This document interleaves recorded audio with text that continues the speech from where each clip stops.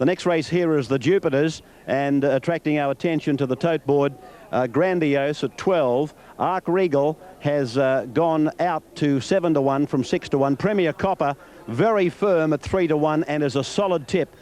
This is an interesting runner. Steineck has come into 5 to 1. Steineck, the New Zealander. 7 to 1 Prince Ormenium. 25 Crimson Medal.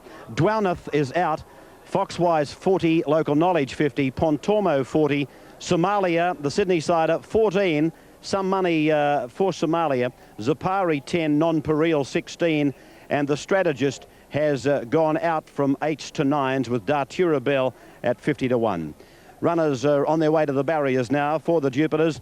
Ken Callender joins me in Sydney. Ken, has there been much action in the ring or elsewhere at Randwick on the event coming up here at Caulfield? Well, clearly the horse they've all wanted, Ray, is the horse you mentioned as a shortener. I've got the Sydney tote price here as Steineck is at 4 to 1 equal favourite with Premier Copper, and I reckon before long that'll shorten down to about 7 to 2.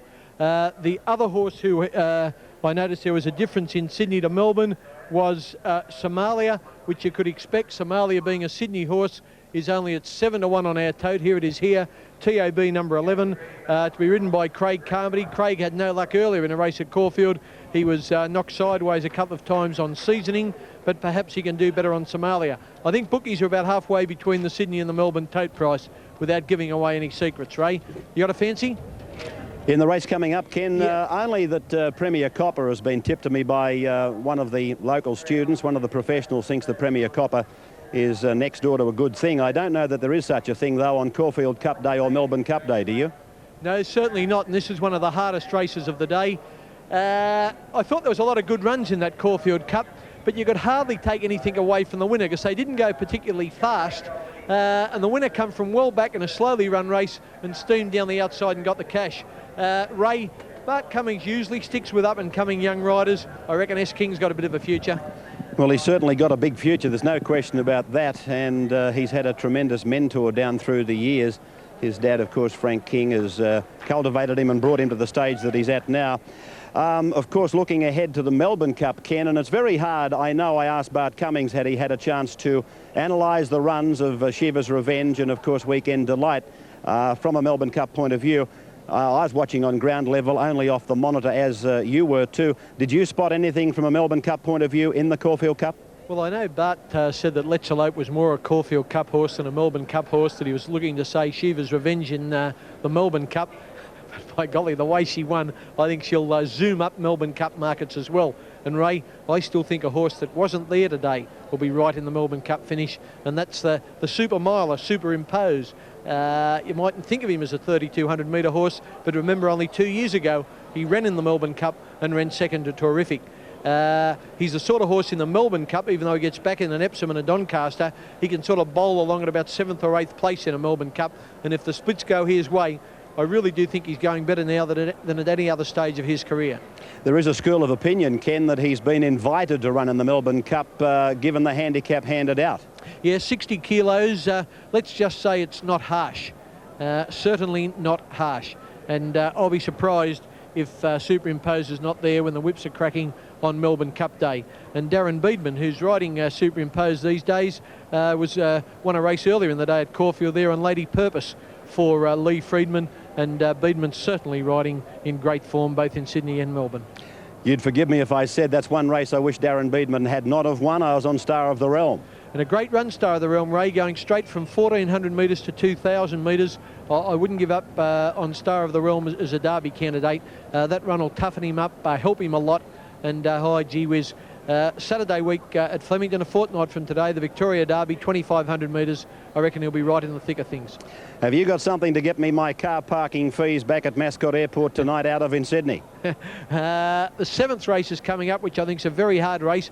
But if you can get on, I think a horse called Tuig in the last race from Canberra, TUIG, I reckon it'll just about get the prize. Ridden by John Scorse, trained at Canberra by John Morrissey.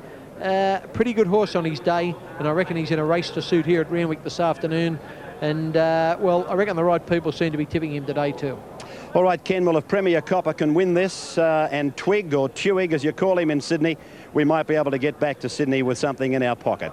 All right, John Russell's call of the Foster's Caulfield Cup was outstanding. He'll do a good job on this too. Here's the Jupiters coming up with Johnny Russell. Thank you very much indeed, Ray. And here at the Caulfield for the second last of the day, the Jupiter's Casino Stakes. And they're getting set for the race. Waiting on Nonpareils to move in, and down the line at the moment, Local Knowledge, the rider wearing the all-white colours of the club, about to move in. And they're moving up pretty well for this. Tremendous finish in the Caulfield Cup. Saw victory going to Let's Elope ahead of Ivory Way and Royal Creation. Now Premier Copper going in. Steinek moves in. Grandiose coming up. Local Knowledge in the all-white. And about 5 to move in. Looking at the board again, we've got 7 to 2. Premier Copper 7 to 2. And 4 to 1 about number 4 Steinek. Has been very well tried, Steinek. 4 to 1 Steinek. And the next best then would be 13 to 2 about number 5 Prince Ormenium. And 8 to 1 number 2 Ark Regal. And the field just about set here, waiting for Somalia. Rider wearing a white cap. The strategist standing up well. Drawn the inside stall. Now the field is set. The Jupiter's Casino Stakes about to get underway. Soon be on their way. Lights on. They're off.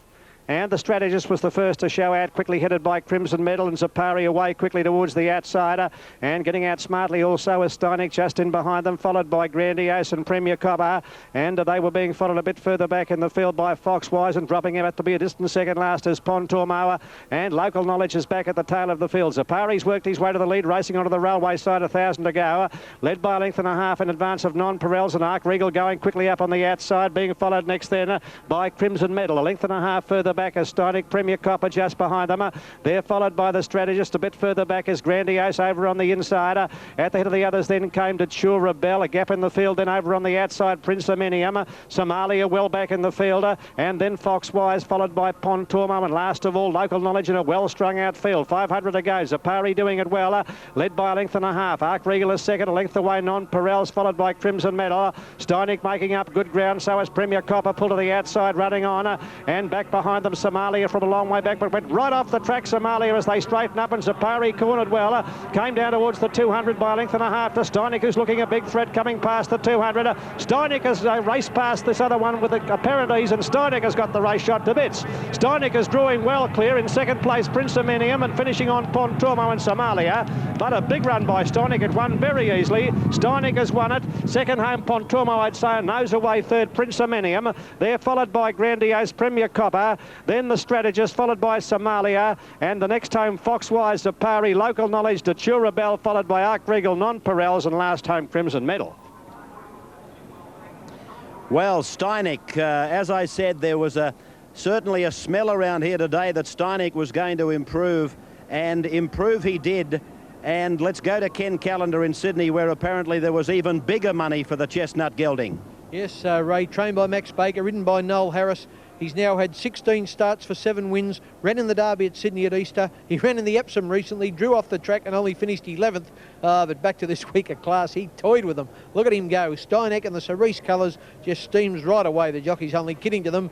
Down the outside in the yellow cap, flashing up late is Pontormo.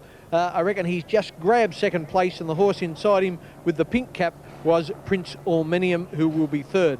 But Ray, pretty impressive win. He'll win better races than that over the carnival, I'd say, Steinek. Yes, well, they must have thought that he had some ability to send him around in the Epsom just recently behind Superimpose. In fact, only finished 4.5 lengths off Superimpose in that race. Noel Harris, the rider today, replacing Larry Cassidy, and Steinek on the Victorian tote will pay in the area of 470 and 210. He tightened up considerably late. Number 10, Pontormo, has run second. That's official. And a tote of around about $9, if I'm reading this board correctly, with number 5 officially third, Prince Ormenium, ridden by Simon Marshall. Number 4, the winner, Steinek, you can expect about $4.70 and $2.10. Pontormo, number 10, officially second. 5, Prince Ormenium, third. 1, Grandiose, was fourth. And number 14 wound up officially fifth, and that was the strategist. No sign of totes coming through at this stage. 1:23.8 was the time. As we go to a break, you're watching the Wide World of Sports.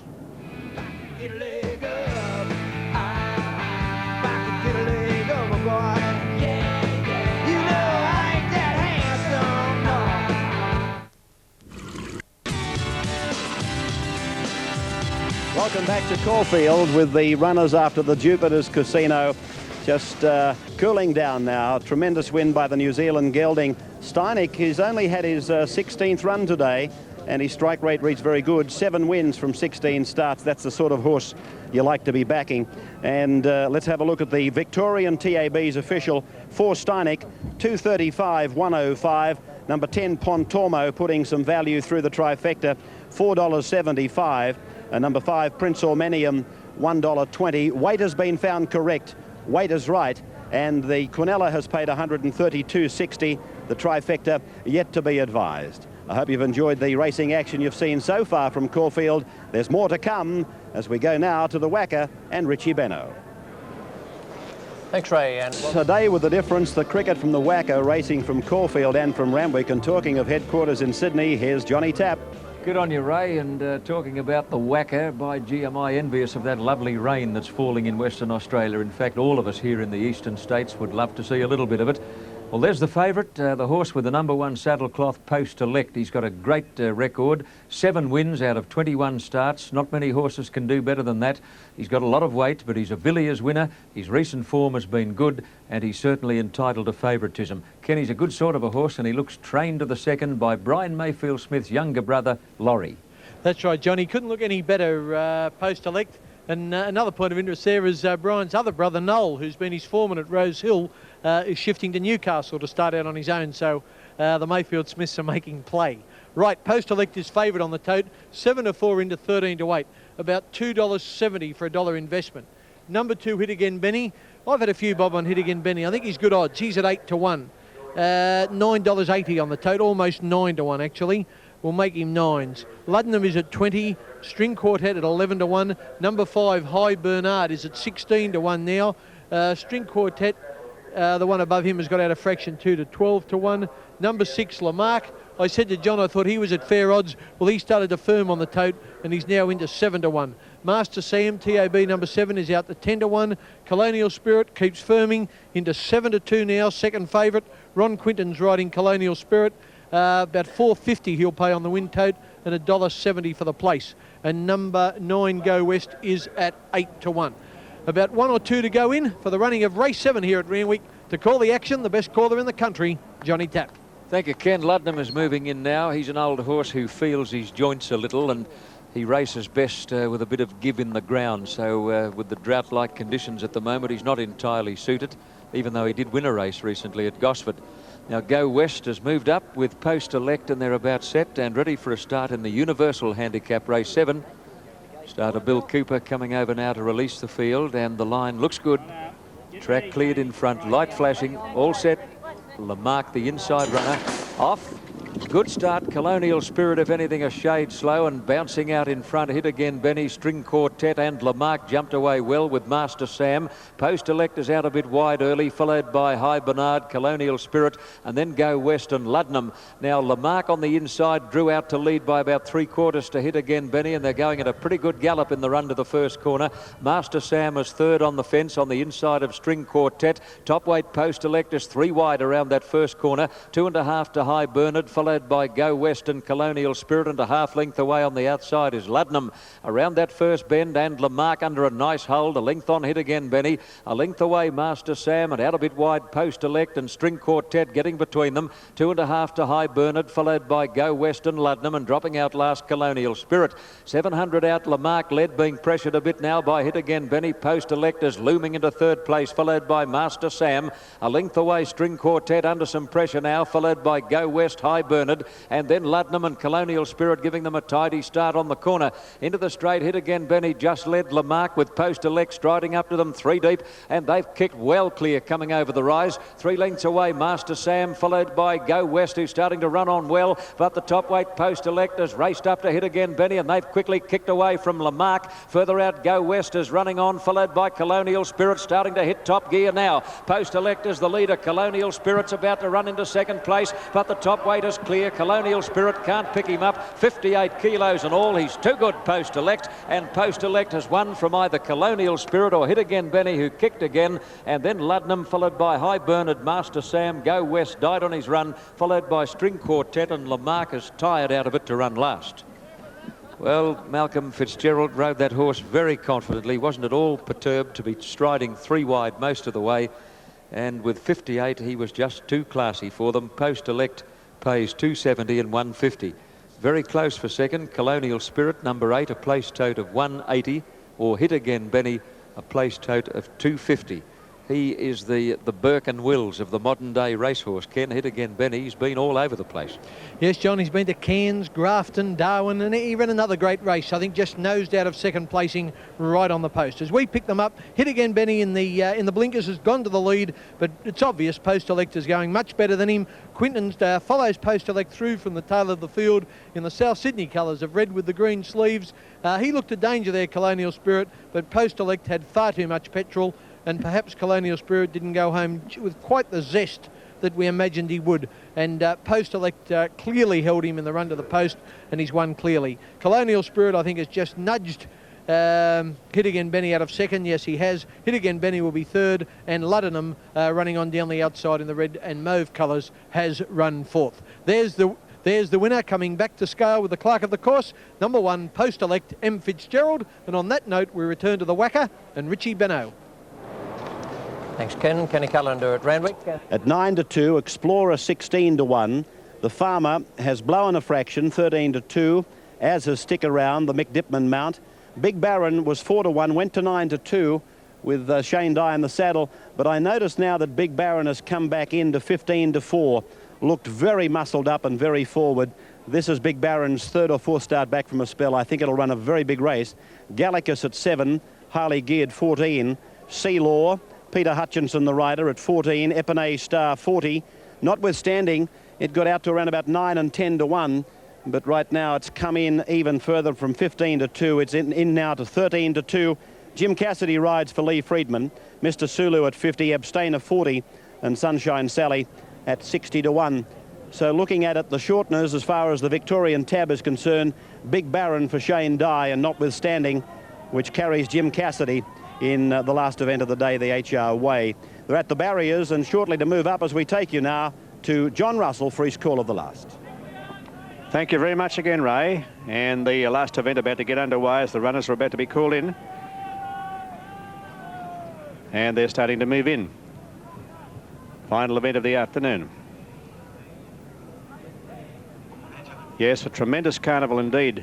Certainly has been a wonderful 3 days of racing here at Caulfield as the runners are there on screen about to be called in for the HR Way Welter. We saw a thrilling finish in the Caulfield Cup this year, the Foster's Caulfield Cup, with Let's Elope winning by a head from Ivory Way, with Royal Creation a short head away in third place in the time of 2:30.3 for the 2400 metres of the Foster's Caulfield Cup. Now, looking at the odds here as they're about to be called in for the last event of the day, the HR Way Welter, it's 9-2 Brave Expectations. Explorer is 20-1. 8-1 The Farmer. Stick Around, which hails from Western Australia, trained over there by Wally Mitchell. It's had 4 starts, I think, here since arriving in Victoria. Number 5, Stick Around, is 6-1. 7-2, Big Baron is the favourite for the race, 7-2. After a good third behind Sir Vendor at Flemington last time out. Gallicus coming up for the hat trick. It's at good odds, 8-1. Highly Geared is 14. Number 10, Sea Law, 15-1, 40-1, Epinay Star. Number 12, Notwithstanding, 13-2, Notwithstanding. Mr. Sulu is 50, 33, Abstainer. Sunshine Sally at 66-1. They're moving in well. Final event of the afternoon here to conclude a great 3 days of racing conducted by the VATC here at Caulfield. The Farmer going in. Sunshine Sally moves up. Abstainer comes up, followed by Notwithstanding. Stick Around, Explorer. Inside runner Gallicus. Mr. Sulu standing in well. Brave Expectations. Highly Geared, Sea Law, The Farmer, Epinay Star, Big Baron. There's Explorer going in. Last to go up, Notwithstanding.